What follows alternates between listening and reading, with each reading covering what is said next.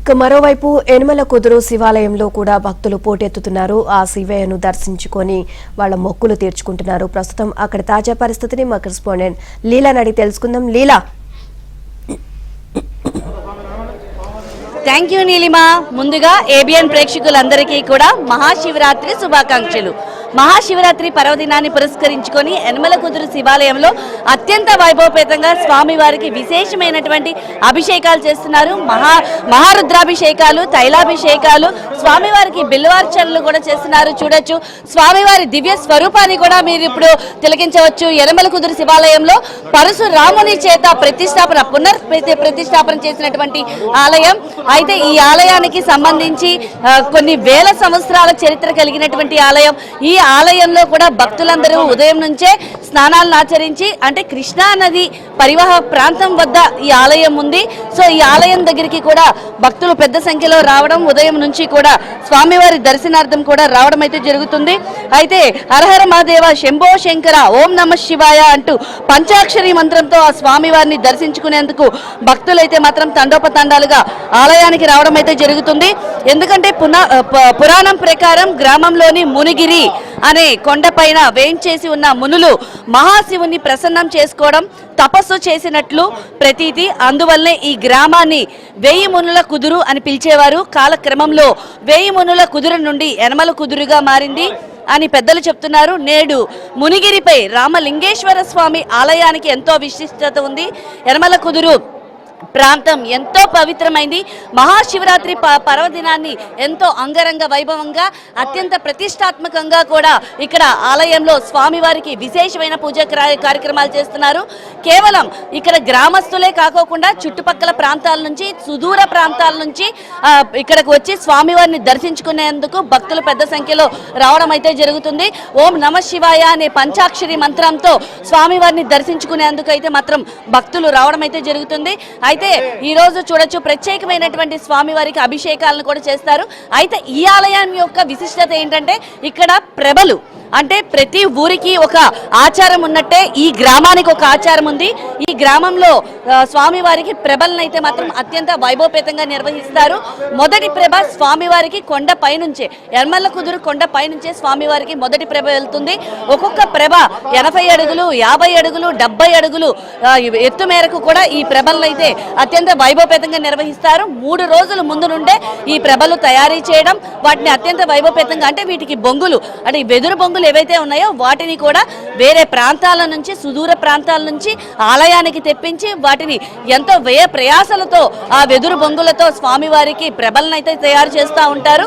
ఆ ప్రభల్ని స్వామివారి ఆలయం చుట్టూ ఊరేగింపుగా ఊరేగిస్తారు. ఊరేగించిన తర్వాత స్వామివారి ఆలయానికి తీసుకువచ్చి ఆ స్వామివారి ఆలయం దగ్గర కూడా వాటిని నిలబెడతారు. అలాగే ఈ చుట్టుపక్కల గ్రామస్తులు, అంటే వాళ్ళకి 100 సంవత్సరాల నుంచి వాళ్ళ పూర్వీకులు, ముత్తాతలు, తాత ముత్తాతల నుంచి కూడా ప్రభల్ని కట్టి స్వామివారి ఆలయం చుట్టూ వాటిని ఊరేగింపుగా తీసుకువచ్చి స్వామివారికి చూపించడం అనేది ఈ గ్రామస్తుల యొక్క ఆచారం. ఈ గ్రామస్తుల యొక్క ఆచారం కూడా ఎవరు కూడా, అంటే కొన్ని వందల వేల సంవత్సరాల నుంచి ఉన్న ఆచారాలని వాళ్ళ పూర్వీకులు, ఆ తర్వాత వంశస్థులు కూడా వాటిని పాటిస్తూ వస్తున్నారు. స్వామివారికి 26, 27, 28 3 రోజుల పాటు ఇక్కడ ఉత్సవాలు నిర్వహిస్తారు. ఊరేగింపు తిరణాలు చేస్తూ ఉంటారు. ఆ తిరణాలకి వీక్షించేందుకు కూడా సుదూర ప్రాంతాల నుంచి కూడా ఇక్కడికి రావడం అయితే జరుగుతుంది. తెల్లవార్లు, అంటే ఇక్కడ తెల్లవార్లు కూడా స్వామివారికి తిరణాలు అత్యంత వైభవపేతంగా నిర్వహిస్తారు. ఈ తిరణాల్లో కూడా భక్తులు పెద్ద సంఖ్యలో పాల్గొని స్వామివారిని దర్శించుకోవడం అయితే జరుగుతుంది. అయితే సార్ చెప్పండి, ఈ ఆలయం యొక్క విశిష్టత ఏంటి? ఇక్కడ ఎలాంటి పూజా కార్యక్రమాలు నిర్వహిస్తూ ఉంటారు? అయితే ఒకసారి ఇటు తిరగండి సార్. ఎలాంటి పూజా కార్యక్రమాలు ఆలయంలో, అంటే స్వామివారికి ఎలాంటి అభిషేక కార్యక్రమాలు నిర్వహిస్తుంది? మహాశివరాత్రి పర్వదినం రోజున స్వామివారికి విశేషమైనటువంటి అభిషేకం జరిగిద్దండి.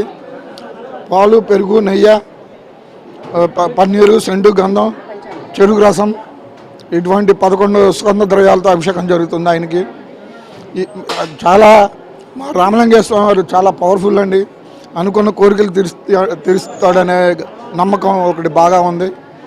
అంతేకాదు స్వామిని నమ్ముకుంటే వాళ్ళ భవిష్యత్తు, వాళ్ళ పిల్లల భవిష్యత్తులు కూడా బాగున్నాయని చెప్తూ ఉంటారు. మా స్వామి చాలా పవర్ఫుల్ స్వామి. ఆయన నమ్మిన వాళ్ళకి ఆయన తప్పకుండా న్యాయం చేస్తాడనే నమ్మకంతోనే ఆయనకి ఇంత ప్రభోత్సవం కానీ, ఇంత ఖర్చు పెట్టడం కానీ ఇవన్నీ చేయడం జరుగుతుంది. గ్రామస్తులు దాదాపు 50 ప్రభలు కడతారు. ఈ 50 ప్రభలకి ఒక్కో ప్రభ దగ్గర దాదాపు 15 నుంచి 20 లక్షలు ఖర్చు అవుతుంది. అయినా కానీ గ్రామస్తులు ఆయన మీద ఉన్న నమ్మకం, ఆయన మీద ఉన్నటువంటి ప్రేమాభిమానాలతో ఈ కార్యక్రమాలు నిర్వహిస్తారు. సార్, అంటే దూర భారాల నుంచి చాలా మంది భక్తులు వస్తూ ఉంటారు. వాళ్ళకి ఎలాంటి సౌకర్యాలు కల్పిస్తూ ఉంటారు? వారికి ప్రసాదాలు కావచ్చు, దర్శన భాగ్యం కావచ్చు, ఎలాంటి సౌకర్యాలు కల్పిస్తారు?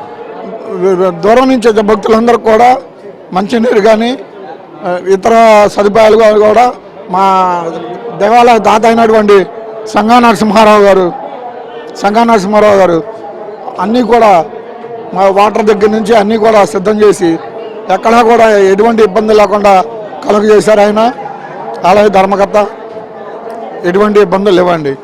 అయితే చూడొచ్చు, ఎంతో ప్రతిష్టాత్మకంగా ఇక్కడ స్వామివారు ఒక పక్క అయితే మరో పక్క బ్రహ్మరాంబ అమ్మవారి దర్శనం కూడా మనకి ఇక్కడ కనిపిస్తూ ఉంటుంది.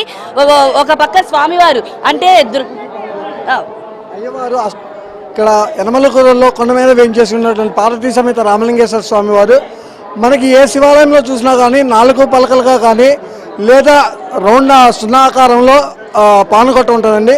అలా కాకుండా ఇక్కడ రామలింగేశ్వర స్వామి అష్టభుజి పానకొట్టం ఇంతవరకు మాకు ఓటేసినట్టు ఎప్పుడు చూడలేదు. అష్టభుజి పానకొట్టం మీద త్రేతాయుగంలో పరశురాముడు పునఃప్రతిష్ఠించాడు. అంతకుముందు ఎప్పుడు ప్రతిష్ఠించిందనేది మాకు తెలియదు. పరశురాముడు పునఃప్రతిష్ఠించాడు. పరశురాముడు వచ్చి రామావతారం కాబట్టి పరమేశ్వరుడికి ఎప్పుడైనా సరే ఎవరైతే ప్రతిష్ఠ చేస్తారో వారి పేరు మీదుగా పరమేశ్వరుడికి నామధేయం జరుగుతుంది. కాబట్టి రామలింగేశ్వర స్వామికి పరశురాముడు ప్రతిష్ఠించాడు కాబట్టి రామలింగేశ్వర స్వామిగా నామకరణంతో ఈ గ్రామంలో ప్రజలకి పిలిస్తే పలికే దేవుడిగా కొంగు బంగారమై కోరిన కోరికలు తీరుస్తున్నాడండి స్వామివారు. నేను తెలిసి నుంచి 40 ఏళ్ళ నుంచి ఉన్నాను. అంతేకాకుండా ఇక్కడ యనమలకుదురు కొండ మీద పిల్లలు లేని వాళ్ళకి వసంతోత్సవం జరిగిన రాత్రి పూట నంది ముద్దలని వేస్తారండి. భక్తితో ఉపవాసం ఉండి ఎవరికైతే పిల్లలు లేరో వాళ్ళు కనుక ఇక్కడికి వచ్చి నంది ముద్దలు స్వీకరిస్తారో తదుపరి సంవత్సరం మహాశివరాత్రికి పిల్లలతో ఇక్కడికి వచ్చి స్వామివారి దర్శనం చేసుకుంటారు. ఇది పురాతన కాలం నుంచి ఉన్న సంవత్సరం. ఇది ఒక ఆంధ్ర రాష్ట్రం కాదండి, తమిళనాడు, ఒరిస్సా, కేరళ నుంచి కూడా భక్తులు ఇక్కడికి వచ్చి ఆ నంది ముద్దలు స్వీకరిస్తూ వస్తారండి. అంత మహిమాన్వితమైనటువంటి రామలింగేశ్వర స్వామి పిలిస్తే పలుకుతాడండి.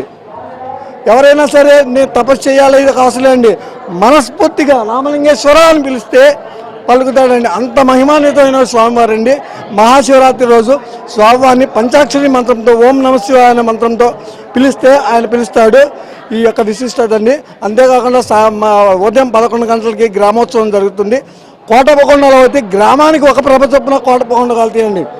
కోటేశ్వర స్వామి కోటి ఒక ప్రభ వస్తే కొండ దిగి వస్తానని చెప్పి కోటయ్య స్వామి చెప్పాడండి. కానీ ఇక్కడ అలా కాదండి, గ్రామంలోనే ప్రతి సందుకి ప్రతి ఇంటికి ప్రభ కడతారండి. దరిదాపుగా 35 నుంచి 37 ప్రభలు ఇక్కడ కడుతున్నారండి. ఇంటికి 101 కాయ మొక్కుకుంటారండి. 101 కాయ కొబ్బరికాయ కొడతారు. సాయంత్రం 7 గంటలకు ప్రభలు బయలుదేరుతాయి. దేవస్థానం ప్రభ కొండ చుట్టూతో తిరిగి మళ్ళీ అధాస్థానం రావడానికి రేపు ఉదయం 10 అవుతుందండి.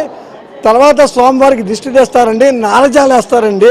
ఎంతో మహిమాన్వితమైనది ఏంటి ఈ కార్యక్రమాలన్నీ కూడా భక్తులు తిలకించి స్వామివారి అయితే చూడొచ్చు కదా, స్వామివారికి అయితే మాత్రం అత్యంత భక్తి శ్రద్ధలతో అంటే ఎంత తన్మయంతో స్వామివారిని పూజిస్తున్నారనేది మనకు అర్థమవుతుంది. ఆ స్వామివారిని వీక్షించేందుకు, కన్నులారా చూసేందుకు కేవలం రాష్ట్ర వ్యాప్తంగానే కాదు, రాష్ట్రం నలుమూలల నుంచి, కేవలం ఇక్కడ ఆంధ్ర నుంచే కాకుండా తెలంగాణ, ఒరిస్సా, కర్ణాటక ఇతర రాష్ట్రాల నుంచి కూడా భక్తులు తండోపతండాలుగా కూడా స్వామివారి ఆలయానికి రావడం, స్వామివారిని దర్శించుకోవడం జరుగుతుంది. హరహర మహాదేవ, శంభో శంకర, ఓం నమ శివాయ అని పంచాక్షరి మంత్రంతో అయితే మాత్రం యనమలకుదురు శివాలయం అయితే మాత్రం మారుమోగుతుంది. Neelima, thank you.